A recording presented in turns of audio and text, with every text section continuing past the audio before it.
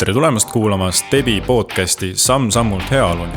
Kui sind huvitab tervis, heaolu, sport ja kõik selle maailmaga seonduv, siis oled kuulamas õiget linti.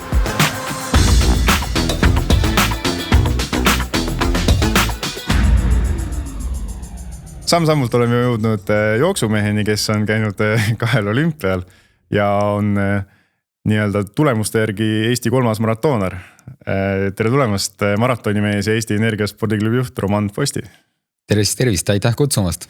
Ikka.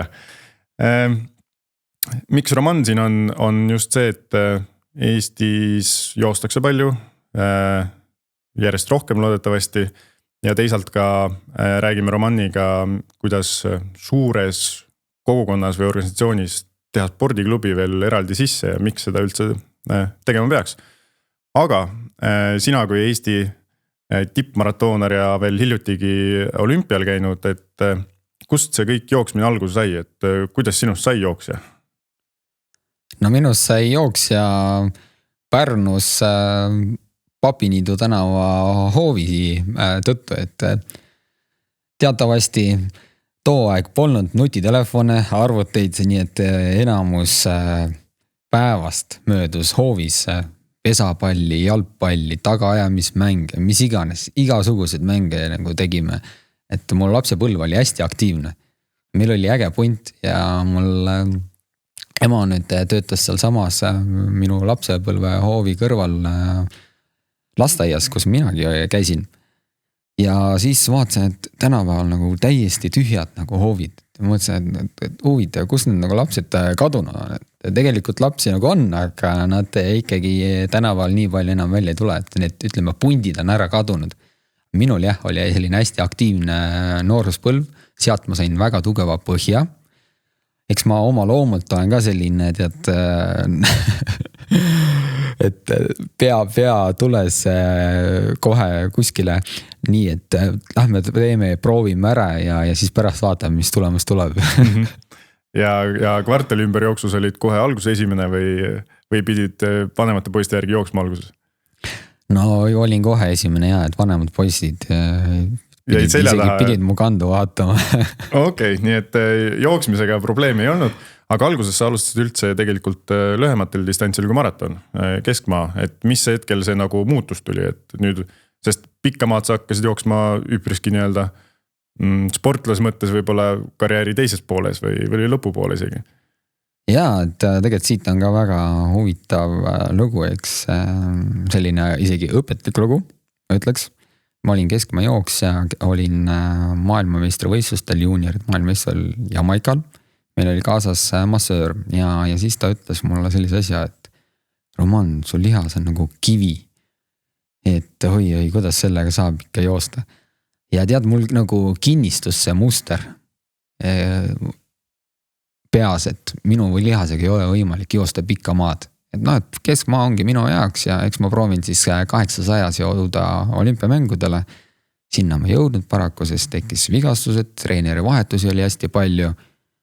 Aga mul oli võimalus ka Erasmuse vahetuse õpilasena käia Madridis. Sain sealt väga palju tuttavaid, sõpru ja seal elab siiani ka Eesti naiste rekordi omanik Jane Salume. Janega käisin läbi, tead ikka Eesti inimestega on ju hea läbikäia, kui oled kuskil kaugel.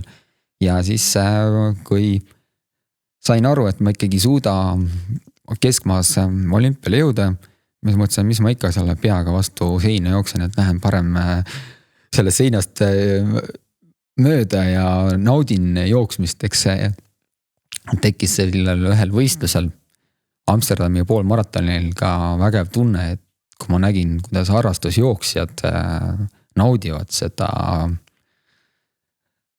finiši ja stardi melu, endalgi tuli kananahk peale, mõtlesin, et okei, et kui ma keskmaa jooksu lõpetan, siis hakkan tegema sellist maratoni turismi, et tänapäeval on see hästi populaarne. Ja siis Jane andis just raamatut välja oma karjäärist ja ka mina pidin sinna mõned laused lisama ja siis küsisin mööda minnes Janelt, et kuule, ma siin nüüd lõpetasin keskmaa jooksu karjääri ära, hakkan enda jaoks jooksma need maratone aga tead, selline sisemine soov oleks ikkagi vähemalt Eesti naiste rekordist kiirem olla. Et saaks sõpradele saunalaval öelda, et ma olen vähemalt naistest kiiremini jooksnud Eestis. Ja siis Jaan ütles, et muidugi pole probleemi, panen sulle plaani meili ja hakka toimetama. Ja kusjuures tundsin, et nagu pikk maa tegelikult sobib mulle isegi. Ja mul loom läks palju rahulikumaks ja tead see, kohandasin oma sammu ja et nautisin neid pikki jookse just. Ja näed, tänu Janele siis oligi 2013 aprillis praeguseks isegi võib öelda maailma suurim osavõtjate poolest maraton, Pariisi maraton, kus siis see sama kuu lõpetas 53 000 osavõtjat, muideks. Päris korralikult. Nii et seal jooksingi 2.21, ületasin Eesti naiste rekordi ja siis tärkas uuesti olümpiaunistus ja tänu Janele siis jõudsingi oma esimesele 2016. aasta olümpiale Rios. Nii et kaua läks maratoni treeningute algusest ja olümpiani, ütleme mitu aastat? No läks, ütleme 2 aastat. 2 aastaga ma täitsin ära selle olümpianormi, et 2012 novembrist ma hakkasin treenima, no tegelikult isegi võib öelda 2,5-3 aastat ja et siis 2015 septembris ma täitsin ära olümpianormi. See on ikka päris kiire. Järelikult ikka sobib sulle väga hästi see. Jah, eks omajagu kilomeetrit on jalgades ka, et ma praegu arvan, et mul on 2,5 tiiru ümber maakera tehtud, et tolleks hetkes võib-olla oli tehtud siis selline 1,5-2, eks. Et väga oluline on, ütleme vastupidasaladel just see akumuleeritud töö. Võib-olla mitte just kilomeetrid, aga just töö see, et sa oled teinud erinevad spordialasid, üldist kehalist ettevalmistust. Ja minu puhul muidugi oligi see, et ma ju noores põlves jooksin seal hoovis, ajasin neid tüdrukuid taga. Ja nii sünnivadki toredad lood tegelikult. Mitu maratoni praeguseks tehtud on? Nüüd 2 nädalat tagasi täitus minu 30. maraton maailma kõige vanimal Bostoni maratonil. Nii et nüüd algavad 40. maratonit. Ja eesmärk on, ma kuskilt lugesin 100, aga või oled juba tõstnud seda? Ei, jaa. Ma arvan, et kui ma teen 100 ära, siis ma võtan suure sigari. Naudin seda sigaret ja on head veini ja siis ütlen, okei, nüüd ma vaatan midagi sellist pensionäri ala. Lähed pool maratoni tagasi. Discgolfi näiteks või? Jah, miks mitte. Aga kui sa ütlesidki, et 2,5 ringi siin ümber maakera, et see on päris pikk aeg nii-öelda jalgadele ja mõistusele ja kõigile muule, et maratoni jaoks jooks tundub parasjagu kannatamine, et mis võlu sul sinu jaoks on? No vaata, Forrest Gumpi olete näinud ja ma arvan, paljud inimesed on näinud ja paljudel see meeldib, et täpselt sama tunne tekib. Ma arvan, et ma olen ise ka vaata nüüd Forrest Gump juba, et juttu tuleb päris palju, vaata, sa oled üksinda ja siis sa satud inimeste sekka ja siis tahad endast nagu välja elada, eks. Et mis see küsimus nüüd oli? Jaa, et mis võlu sul või kas sul on mingi selline, mis emotsioon sul tekib selle üldse jooksmisega, et sa nii pikalt tahad joosta? Vaata, jooksu ajal tekivad need ikkagi õnnehormoonid, nii-enda endorfiinid.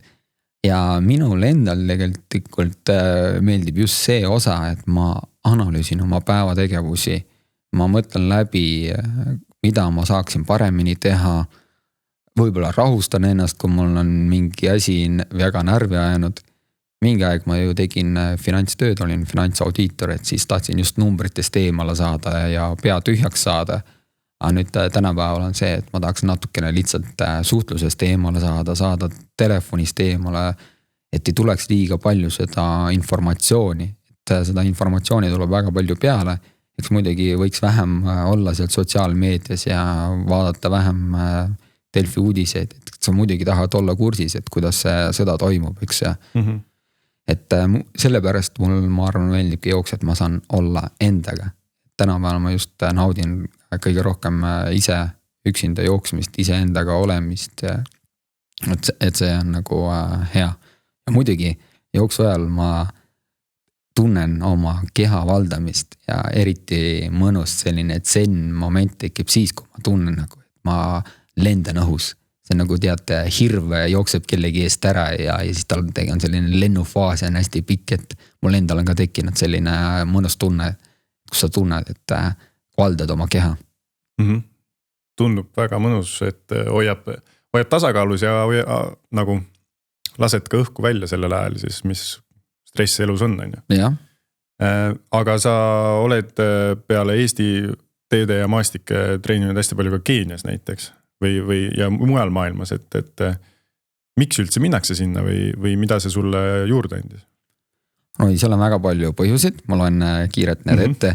Eks esimene asi on kindlasti see, et mäestik. Vastupidavusaladel on oluline mäestiku treenimine. Meil Otepää ei kõlba. Jah, meie Otepää ei kõlba, sellepärast ta on liiga madal, et sealt ei teki seda punaste vereliblade tootmist, et see hemoglobiini sealt nagu väga ei tõsta. Teiseks on seal väga hea kliima, ta on ekvaatori juures, on siis põhimõtteliselt aasta läbi üks sama temperatuur. Ja seal ei ole palav, nagu paljud arvavad, et Aafrikas on väga palav, siis kõrgmäestikus tegelikult on selline 20 kraadi keskelt läbi. Öösel circa 10 kraadi. Kolmandaks kindlasti on see, et seal on väga tervislik toitumine. Ja neljandaks konkurents, sul on võimalik treenida erinevate treeninggruppidega. Et kui mina lähen sinna, siis ma võin alguses pean paraku treenima Keenia naistega. Et ma ei saa Keenia meestega treenida, sest nemad on seal sündinud ja treenivad seal iga päevaselt.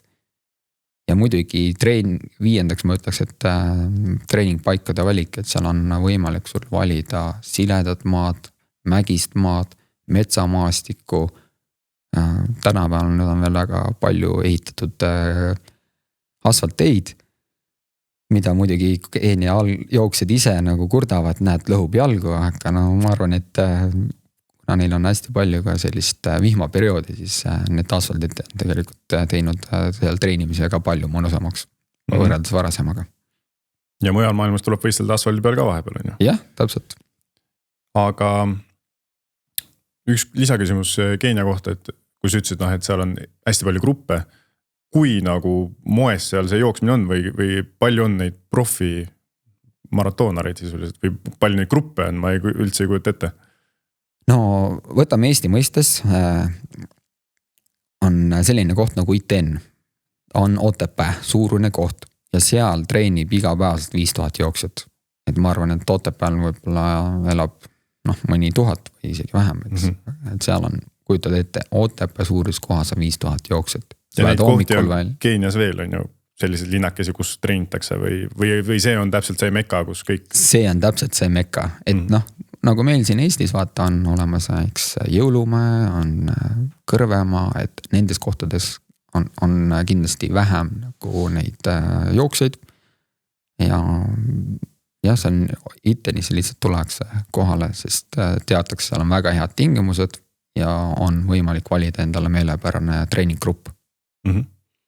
Aga nüüd tagasi vaadates, kui sa nii-öelda professionaalsed sussid oled varna pannud, aga endiselt maratoni küll jooksed, et kas olümpiate ja kõige muuga said sellised eesmärgid täidetud või jäi midagi väga kripeldama ka? Ausalt, et see ei jäänud, et kui ma ise alustasin maratoni jooksmisega, siis mingi hetk ma vaatasin, et okei, pool maratoni tulemus oli mul 2014 aastal tunn oli 5. Korrutasin selle 2:20, et võiks nagu reaalselt joosta maratoni. Ja siis ma seda sõbrale ka ütlesin ja siis hakkasin selle nimel tööd tegema, et 2:10 ma täitsin ära, järgmisena sealt tekkis et nii, nüüd võiksime proovida seda Eesti rekordit 2:08 joosta. Aga eks paraku tuli üle treening ja eks vanus tuleb peale ja motivatsioon ikkagi hakkas langema, kui tead, et perele ta peab ka nagu pühenduma. Muidugi. Aga mis see maratooneri võib-olla tippvanus on või sportlase nii-öelda? No maratonis tänapäeval muidugi, kui me vaatame siin Keenia jooksjad, siis neil on seal 20. keskpaigas, siis Euroopa või valgenahalisel jooksul ta pigem seal 30 juures, 30 alguses.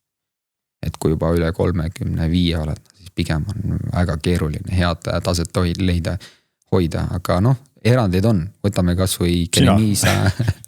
Sest sinu ju rekord on tulnud ka juba. Jah. 30 teises pooles. Jah, 8 aastalt, aga võtame siin eelmine nädal Londoni maratonil jooksis Keneniisa Bekele 2.04, on 42 aastane ja 20 aastat tagasi ta jooksis olümpiamängudel Ateenas ja võitis medaliks. Eks kõik on võimalik võib-olla. Täpselt. No, aga siin juba kindlasti mängivad rolli ka päriselt füüsilised eeldused ja geenid ja tema puhul. Aga mis su äkki järgmine selline seiklus või spordiala on, kui sa ütleme nii, et jooksuga nii tihedalt ei pea tegelema? Et kas sul on mingi unistus, et oleks tahtnud eluaeg mängida jalgpalli ka samal ajal? No ma tean, et meeskonnaalade mängimine vanemas eas on väga vigastusohtlik.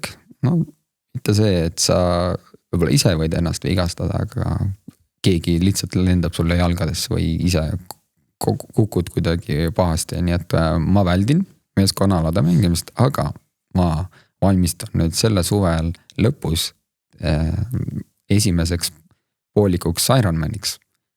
Nii et tahan selle ära teha, kui mul see meeldib. Ma tahan rattaga kuidagi saada sina sõbraks.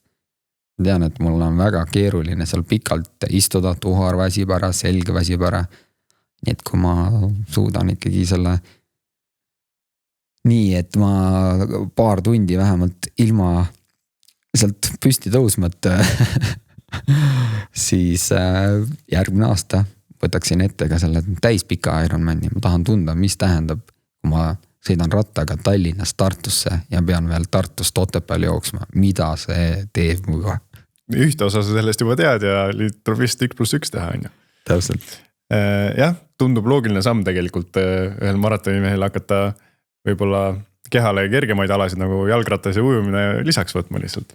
Ja see organismile või lihastele mõjub väga hästi, kui sul treeningud on just sellised vaheldusrikkad, et jalgratas vaata ei põruta, ujumine on lõdvestava momendiga ja väga hea hingamissüsteemile, et kui ainult joosta vaata, siis ikkagi ühed samad lihasgrupid saavad koormust ja tekib paraku ikkagi vigastused.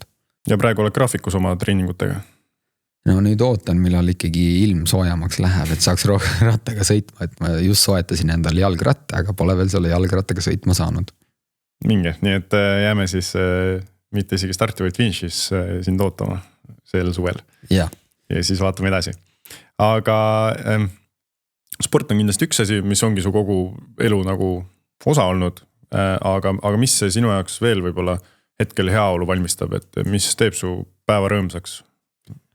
No minu päeva teeb rõõmsaks minu 10-kuune tütar, et jälgin, kuidas ta kasvab, kuidas ta naeratab, kuidas ta liigub, et väga äge on ikka need lapsed teevad elu ilusamaks. Naudid seda kodust isa rolli siis? Ja, varem pidi reisima, ma eeldan hästi palju selle ja eemal olema hoopis. Jah, aga nüüd on meil sinust sai räägitud, äkki saame natuke sinu sellist ekspertnõu ka, et meil tekkisid mõned küsimused Stebis ka, et kes valmistub ükskõik milleks spordi mõttes, just jooksu mõttes, et ja sa oled ka treener, maratoni mees on sinu nii-öelda nimi justkui, millega sind üles leiab ja treenid ka, ma saan aru, täitsa tavalisi inimesi, kes tahavad maratoni jooksma minna.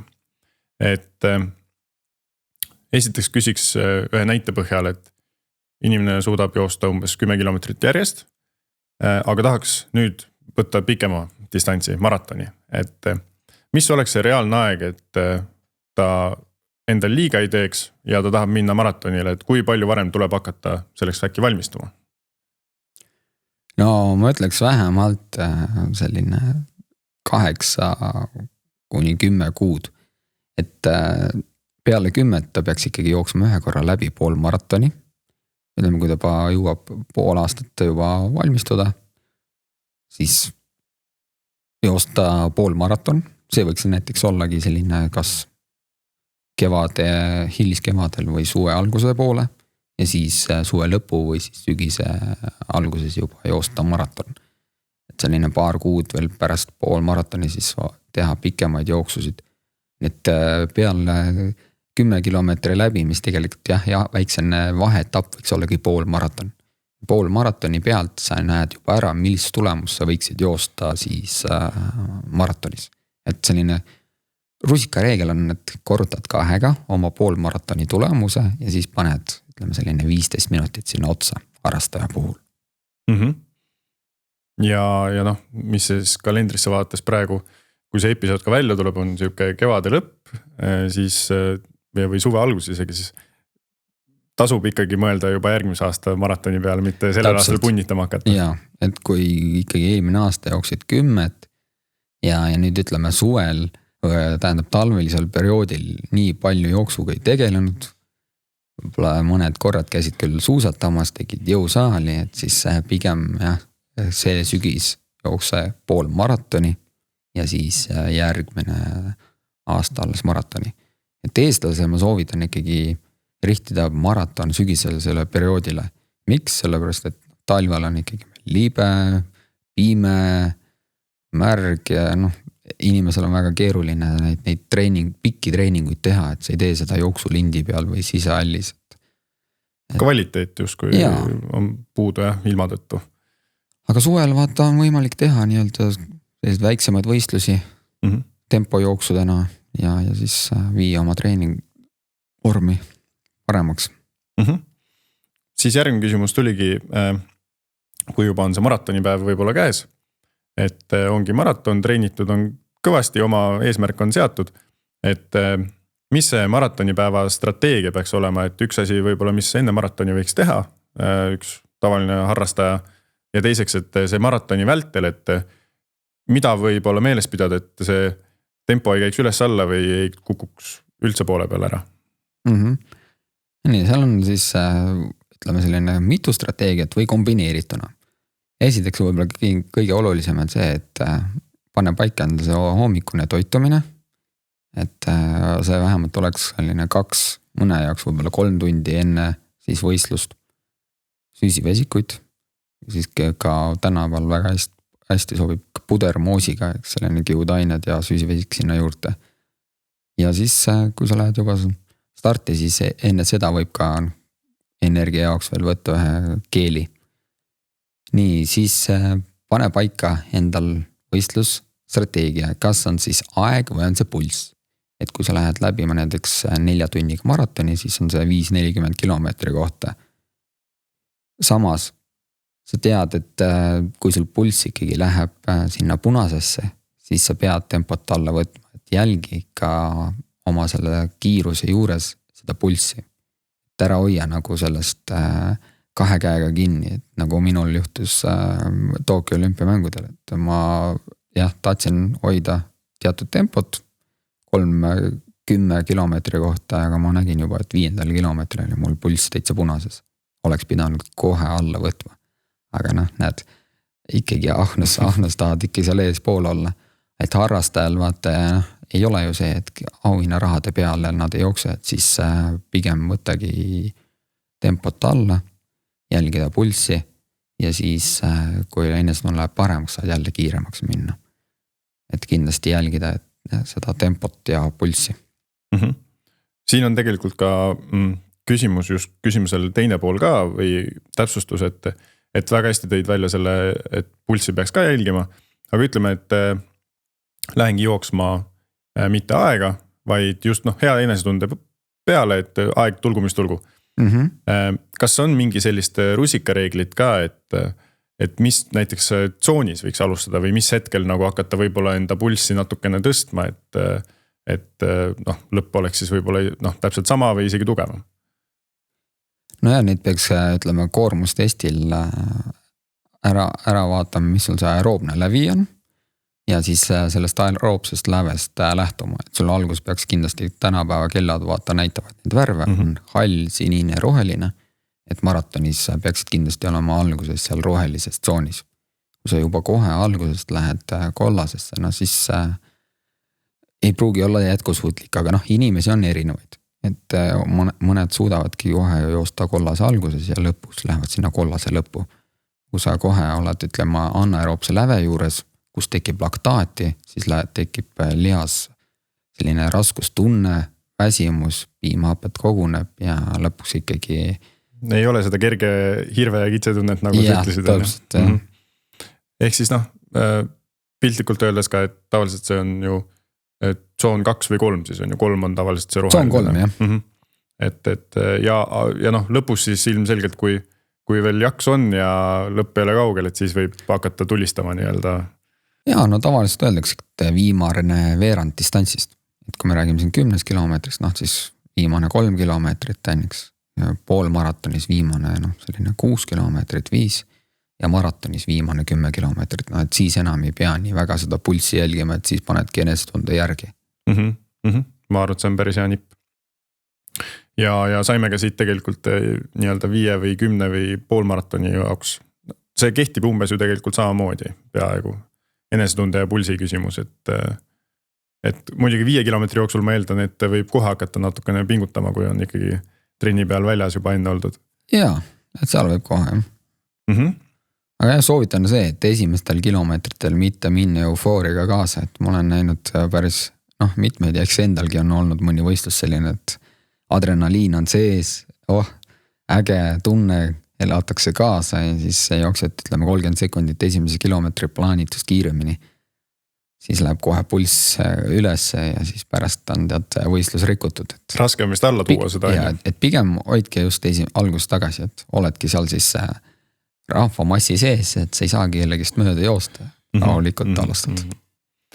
Aga siin on küsitud, et milline on sinu pulss ja tempo näiteks maratonis, et kas see on ühtlane läbi võistluse või siis ma eeldan, et siis käib sama reegliga, et lõpus hakkad juba minema sinna punase poole. Ja kui ma olen heas vormis ja ma pole distantsi jooksul üle pingutanud, siis lõpus on kindlasti kõrgem. Et ma alustan ka selline 160, 170 sinna vahele ja siis distantsi teises pooles, ehk siis võib-olla isegi viimane 10 kilomeetrit on 170 kuni 180. Ja võib minna isegi üle 180-185 peale. Et minu aeroobne lävi on 160 lööki, kus see siis roheline värv muutub kollaseks või oranžiks ja anaeroobne lävi algab 180 löögist. Ehk maksimaalne pulss on mul kuskil seal üle 200 löögi. Et taast ongi 20 lööki cirka on vahed maksimaalse pulsi ja anaeroobse läve juures. Ja sellepärast vist ei saagi sinu järgi plaane teha, et kui sa ütled, et sul on üle 200 isegi maksimaalne, et paljudel on see võib-olla 190-180, et sellepärast tulebki koormustestil see välja uurida. Täpselt, jah. Kui sa esimesi maratone tegid, siis kui sa vahetasid nii-öelda enda eriala spordis, et kas on midagi, mida sa oleks ise teisiti teinud võrreldes praeguse aega? Muidugi nüüd sa rääkisid, et Tokyol sa endiselt teed võib-olla vigu, et pingutad vahepeal liiga üle, aga just alguses. No alguses ma arvan, et see, et oleks pidanud vähe rohkem tegema sellised tempokumaid jooksusid, vaid lühemad jooksutreeningud. Aga selleks, et anaeroobset läve üles poole viia, on vaja teha pikemaid lõikusid. 3, 4, 5 kilomeetrid on need tempojooksud, selline mugavustsoonist väljas, et ma võib-olla tegin vähekesed lihtsamaid treeninguid. Aga eks neid treeninguid üksinda ongi ju teata raske teha, neid on kõige parem grupis, et siis oleks pidanud tegelikult varem ikkagi minema Keeniasse ja seal treenima. Et jah, võib-olla ongi see, et varem pidanud minema mäestikku, leidma hea grupi, seal treenima tugevatega. Sest konkurents on edasi jõud. Nii et sa soovitaks tegelikult ka Eestis nii-öelda, kui keegi üksinda ei suuda, siis tegelikult võtta treener ja võib-olla liitud mõne treeninggrupiga. Mõne grupiga, täpselt. Ja see küll seal leitakse arvatavasti ka nagu sobiv vastane nii-öelda, kellega hakata ennast võrdlema. Ja viimane küsimus meil siin, mis mujalt tuli nii-öelda, et kas on olnud su selles jooksukarjääris nagu mingi hetk, kus see aeg on hakanud väga kõvasti paranema tänu mingile asjale, mida sa muutsid või tegid. Et olgu see parem uni või toitumine või midagi kolmandat. Ja, see on mõned aspektid, mis kindlasti aitasid. uni, kusjuures sa ütlesid ühe asja ära, eks. Mida paremini sa magad, mida rohkem sa magad, seda parem taastumine on. Tähendab, kui mul on eelmisel päeval tegin tugeva trenni ja ma puhkan hästi välja, siis ma järgmine päev juba olen palju efektiivsem oma treeningul. Nii et see on jah, üks asi. Niimoodi ma sain aru, et kui ma audiitori töölt sain näiteks mõnda treeninglaagri, mingi Keenia või selline muu, kus ma puhkasin, mul polnud seda linnaga ära, keegi tulnud, ei kutsunud mind, et näed, tule nüüd sünnipäeval või kuskil mujale üritusele, et tead ikka nädalavahetusel läksid ju kuskile. Nii et see taastumine ja uni ei olnud nii täisväärtuslikud, aga seal nagu keskendusidki selle puhkuse peale ja treeningule, siis oli väga täisväärtuslik. Teine asi, mäkkejooksud. Just selline, kus pöid saab tööd, lihased saab tööd, kui sa muidu jooksed siin Tallinnast tead siledal maastikul, siis sul ainult süda teeb tööd, sul jalad ei saa sellest head koormust. Et mine näiteks 9 või 8 nädalaks Otepääle, Käärikule, mõnele sellise mägisele pinnale ja treeni seal ja siis tuled Tallinnasse, siis sa juba mõistad seda tunnet. Et samamoodi minu jaoks on kõige efektiivsema treeningud on need mäkkejooksu treeningud. Isegi COVID aastal, kui ma jäin sinna Keeniasse lõkku ja tegingi spetsiaalset mäkkejooksu trenni hästi rahulikus tempus isegi. Tulin tagasi ja jooksin väga hea tulemuse 1 kilomeetris. Et ja üldse pool maratonist oli ka too aasta, et ma tundsin, kuidas mul pöid viskas. Et jooksus väga oluline on pöiatöö. Nii et teistmoodi treening aitas hoopis siledama jooksule nii-öelda. Täpselt, jah. Ja eks muidugi olümpia aastal 2021 ma tegin ühe väga olulise lükke, tõssin mahtu ja aeglase jooksu mahtu. Ma jälgisingi spetsiaalselt, kuidas mul on see aeroobne läbi, et mul oleks aeroobses läves. Ja too treening siis viis mu ütleme sellise järgmisele levelile ka. Aga et seal on omad ohud. Pigem ma ütleks, et need esimesed kaks on universaalsed, jah? Universaalsed. Okei, aga lähme räägime siis natukene ka Eesti Energia spordiklubist. Et sina oled juht, aga nagu Eesti Energial on üle 5000 töötaja, siis kuidas esiteks, mis on sinu roll spordiklubi juhina seal suures ettevõttes? No eks roll on seal palju, aga kõige tähtsam olla kindlasti eeskujuks ja rääkida, et terves kehas terve vaim. aga muidugi me võtame osa ju firmaspordivõistlustest. Me tahame turundada oma brändi.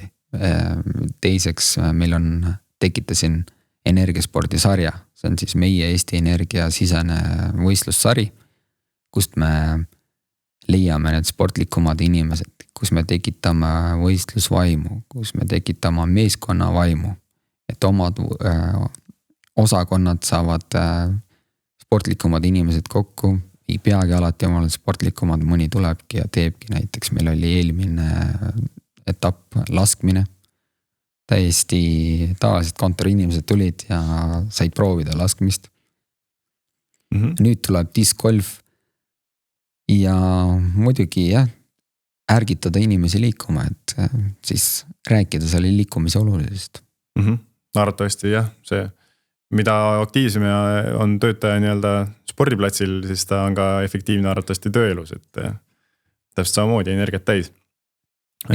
Täpsustan üle, et vist liikmeid on siis üle 1700, mis on tegelikult ettevõtte suurust vaadates ka väga palju, et nii-öelda väga ümardatult pea pool inimestest tegelikult ju on klubiga liitunud ja mõni teeb võib-olla isegi niisama ka asju.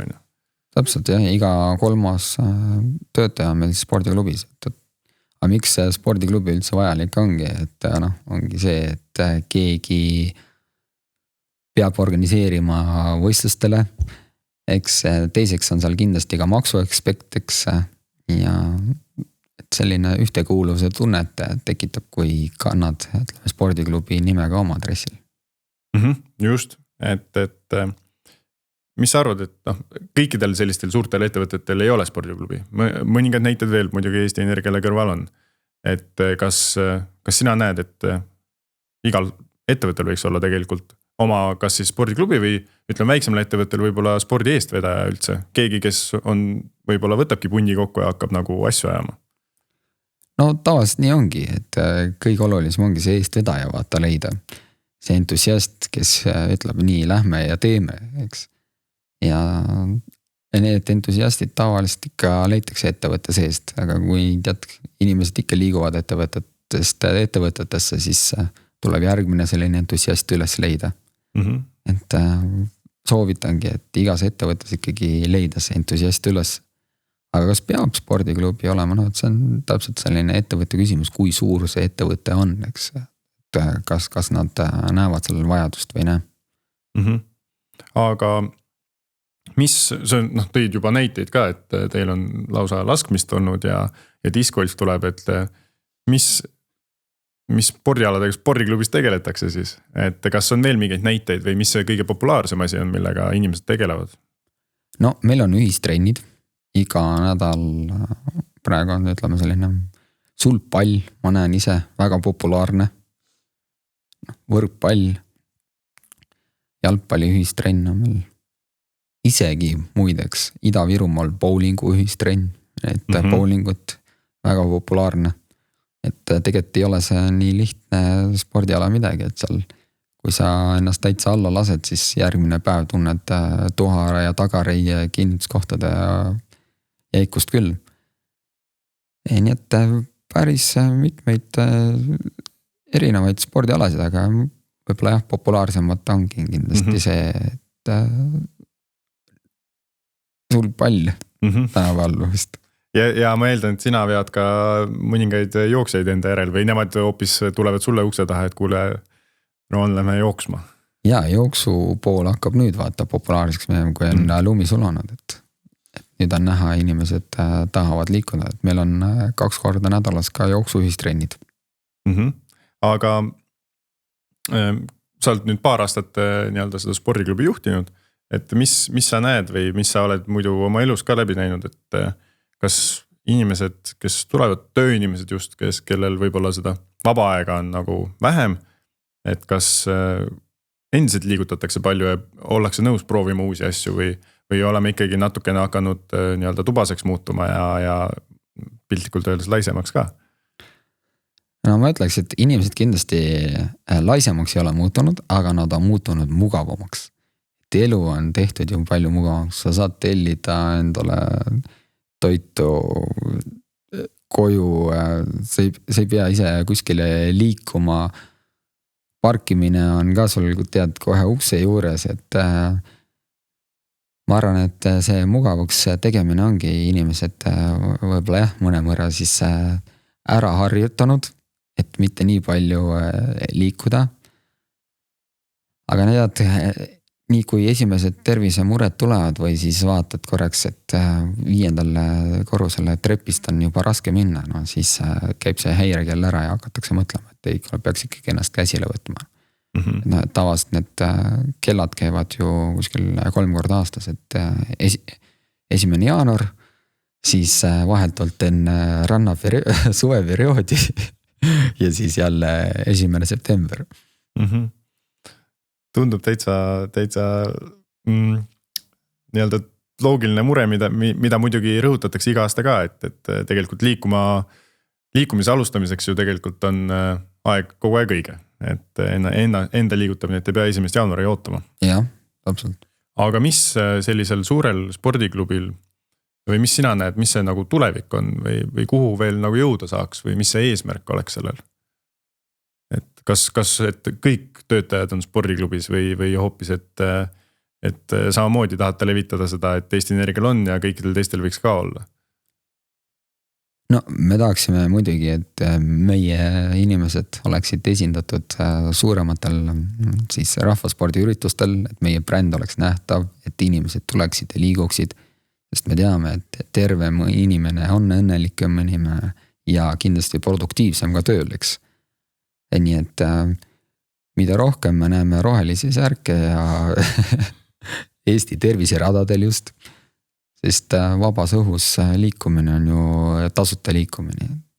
Ei pea kuhugi kaugele minema. Täpselt. Või Keeniasse. Jah. Et jah, sul selles suhtes on täiesti õigus, et kindlasti sina oled õnnelikum, kui sa näed rohesärke nii-öelda metsas ja võistlustel.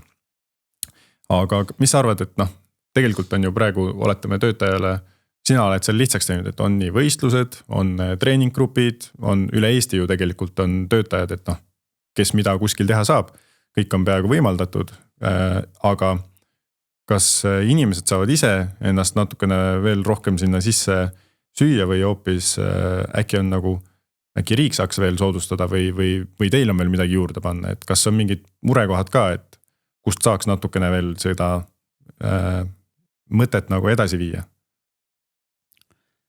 No see on selline hea filosofeeriv küsimus, eks, et aga esiteks ma võib-olla tänangi siin juures ka Stebi, et teie olete meie elu ka palju mugavamaks teinud.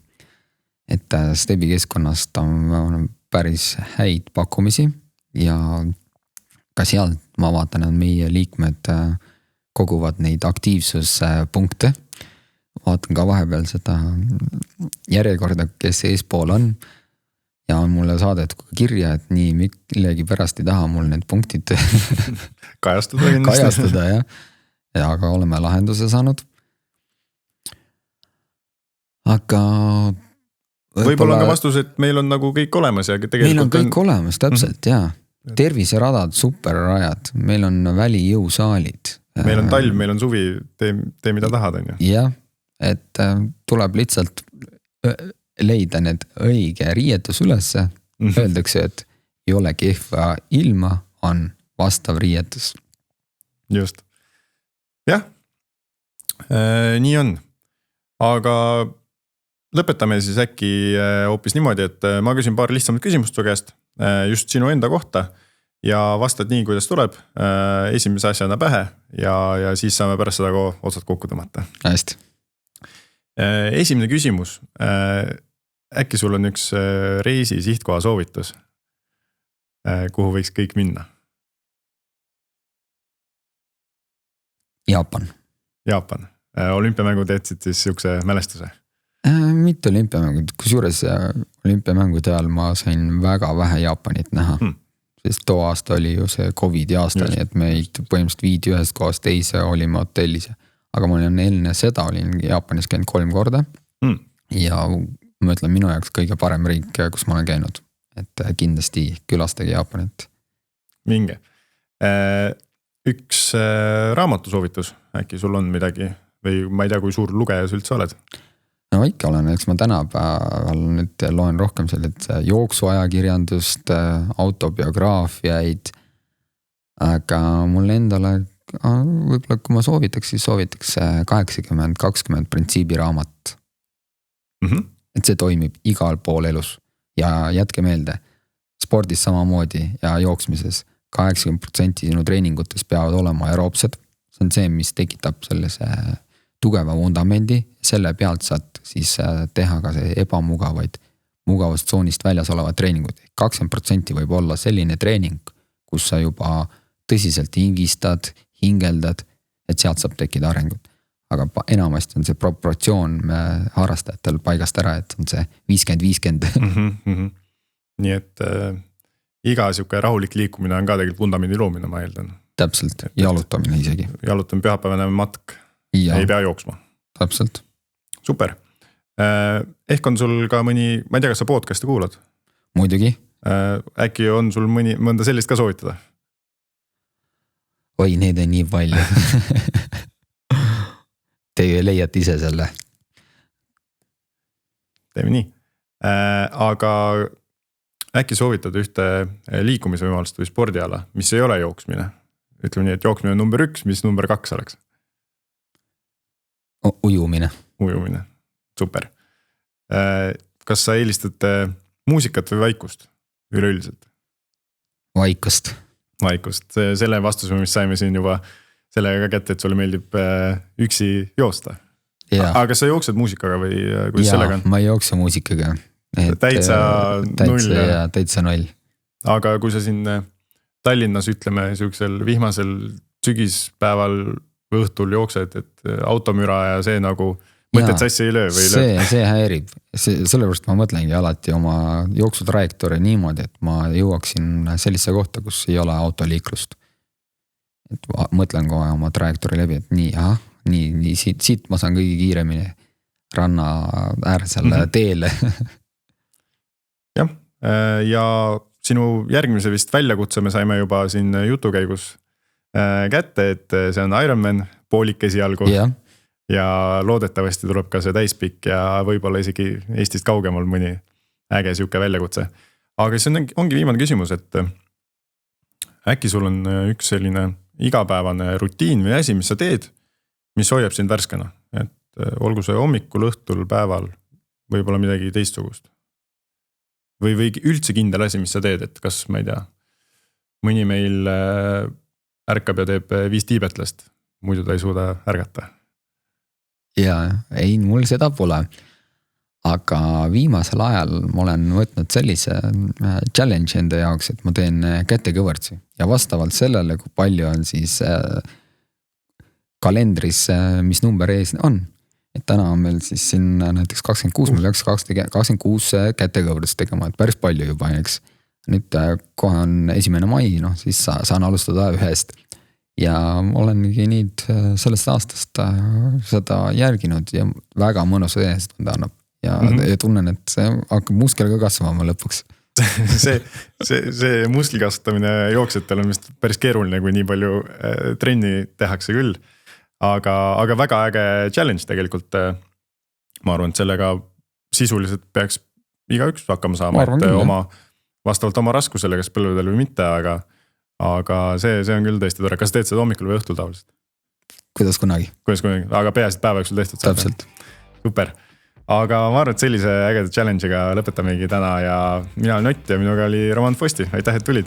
Aitäh kutsumast.